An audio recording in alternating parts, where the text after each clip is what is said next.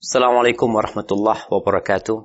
Alhamdulillah wassalatu wassalamu ala Rasulillah. Segala puji bagi Allah Jalla Jalaluh. Salawat dan salam semoga senantiasa tercurahkan untuk baginda Nabi kita Muhammad alaihi salatu wassalam. Amma ba'd, kaum muslimin yang semoga dirahmati oleh Allah Jalla Jalaluh. Kita lanjutkan kajian kita. Wa an Abi Hurairah radhiyallahu anhu qala كنا قعودا مع رسول الله صلى الله عليه وسلم معنا أبو بكر وعمر رضي الله عنهما في نفر فقام رسول الله صلى الله عليه وسلم من بين أظهرنا فأبطأ علينا فخشينا أن يقتطع دوننا ففزعنا فقمنا فكنت أول من فزع فخرجت أبتغي رسول الله صلى الله عليه وسلم حتى أتيت حائط للأنصار وذكر الحديث بطوله إلى قوله فقال رسول الله صلى الله عليه وسلم اذهب فمن لقيت وراء هذا الحائط يشهد أن لا إله إلا الله مستيقنا بها قلبه فبشره بالجنة رواه مسلم. Dari Abu Hurairah radhiyallahu anhu, ia bercerita, kami pernah duduk-duduk bersama Rasulullah sallallahu alaihi wasallam. Bersama kami terdapat Abu Bakar dan Umar radhiyallahu anhuma di tengah-tengah beberapa orang-orang sahabat yang lainnya. Lalu Rasulullah sallallahu alaihi wasallam bangkit dari tengah-tengah kami. Kemudian beliau agak lambat kembali kepada kami, sehingga kami khawatir beliau mendapatkan suatu bahaya. Maka kami pun cemas dan bangkit. Aku adalah orang yang pertama kali merasa cemas, sehingga aku keluar untuk mencari Rasulullah sallallahu alaihi wasallam. Lantas aku mendatangi sebuah kebun milik seorang Ansar. Lalu dia menyebutkan hadis secara keseluruhan sampai pada ceritanya. Maka Rasulullah sallallahu alaihi wasallam bersabda, "Pergilah engkau. Barang siapa yang kamu dapatkan di balik kebun ini yang bersaksi bahwa tidak ada sesembahan yang hak selain Allah subhanahu wa ta'ala, seraya hatinya benar-benar meyakininya, maka sampaikanlah berita gembira kepadanya berupa surga." Hadis riwayat Muslim. Kita lihat bagaimana para sahabat cintanya kepada Rasul sallallahu alaihi wasallam. Tatkala Nabi terlambat, setelah pergi beliau nggak balik cepat, maka mereka kebingungan. Akhirnya mereka mencari Rasulullah SAW. Dan yang berjumpa dengan Nabi SAW adalah Abu Hurairah. Nabi ketika itu di dalam sebuah kebun. Di mana Abu Hurairah masuk ke kebun ini lalu berjumpa dengan Nabi SAW. Dan Nabi berkata kepada Abu Hurairah. Nabi ini memberikan 2 sandalnya kepada Abu Hurairah. Ini disebutkan hadis panjangnya itu.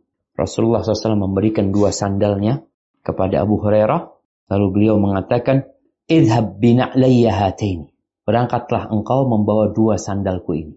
Kemudian, faman lakita min wara'i hadzal ha'id, siapa saja yang kau jumpai di belakang kebun ini, dia bersyahadat la ilaha illallah, mustayqinan biha qalbuh. Hatinya yakin, bukan hanya lisannya. Karena ada orang yang berangkat mau menikah dengan wanita muslimah, maka terpaksa dia harus bersyahadat. Dia bersyahadat asyhadu an la ilaha illallah wa asyhadu anna Muhammad Rasulullah, dibimbing untuk mengucapkan hal itu sampai bisa benar. Maka ditulislah dalam pernikahan dia muslim ketemu muslimah nikah. Namun kalau ternyata nggak ada keyakinan di diri dia, nggak ada gunanya la ilaha illallah. Seperti orang-orang munafikin. Maka Nabi SAW mengatakan mustayqinan biha qalbuh. Hatinya penuh dengan keyakinan terhadap apa yang dia ucapkan, fabashirhu bil jannah, berikan kabar gembira kepada mereka dengan surga. Wa subhanallah, yang pertama dijumpai oleh Abu Hurairah adalah Umar bin Khattab radhiyallahu anhu. Ketika Umar juga nyari Nabi sallallahu alaihi wasallam. Kata Abu Hurairah, ketika berjumpa dengan Umar, Umar mengatakan, "Ma hatani na'lani ya Abu Hurairah?" Apa nih 2 sandal yang kau bawa? Yang sandalnya Nabi sallallahu alaihi wasallam. Faqala hatani na'la Rasulullah SAW. Ini kedua sandal Rasulullah SAW. Beliau mengutusku dengan kedua sandal ini sebagai bukti bahwa beliau sudah ketemu Nabi SAW. Dan beliau diutus oleh Rasulullah SAW. Aku dikirim sama Nabi SAW untuk memberikan kabar gembira kepada siapa saja yang aku jumpai, yang orang itu bersyahadat an la ilaha illallah, yakin dengan apa yang dia ucapkan, hatinya, maka aku disuruh ngasih kabar gembira dengan surga. Lalu Umar ini memukul Abu Hurairah di dadanya. Sampai Abu Hurairah duduk jenuh. Kata Umar, irji ya Abu Hurairah. Engkau balik wahai Abu Hurairah. Balik. Maka Abu Hurairah kembali menjumpai Rasulullah SAW. Dan dalam kondisi Abu Hurairah menangis. Karena tadi ketika dipukul sama Umar bin Khattab ya, dan Umar ikut di belakang Abu Hurairah. Lalu ketika melihat Abu Hurairah nangis, ditanya sama Nabi SAW. Malaki Abu Hurairah, kenapa engkau wahai Abu Hurairah? Ceritalah Abu Hurairah. Oh, dia ketemu sama Umar bin Khattab radhiyallahu anhu. Maka ketika Umar sudah sampai, ditanya sama Nabi SAW. Ya Umar, ma hamalaka ala ma fa'al? Umar, apa yang mendorongmu untuk melakukan apa yang sedang kau perbuat kepada Abu Hurairah tadi? Apa alasannya? Motivasimu melakukan itu apa?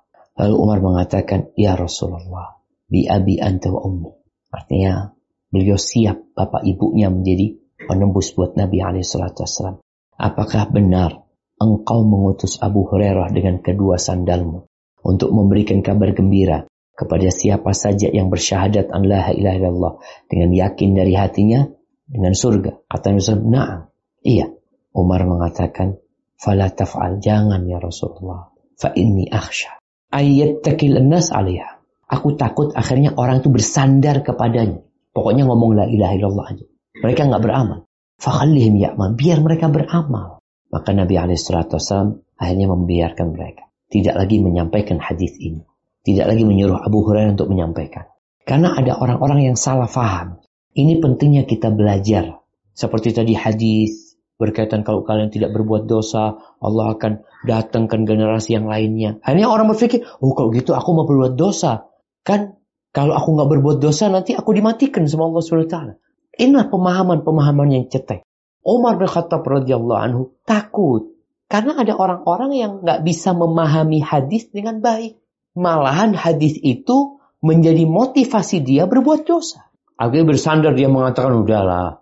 Yang penting kan aku la ilaha illallah. Apalagi keyakinanku dengan la ilaha illallah ini benar-benar yakin gak ada yang berhak disembah kecuali Allah Subhanahu wa taala.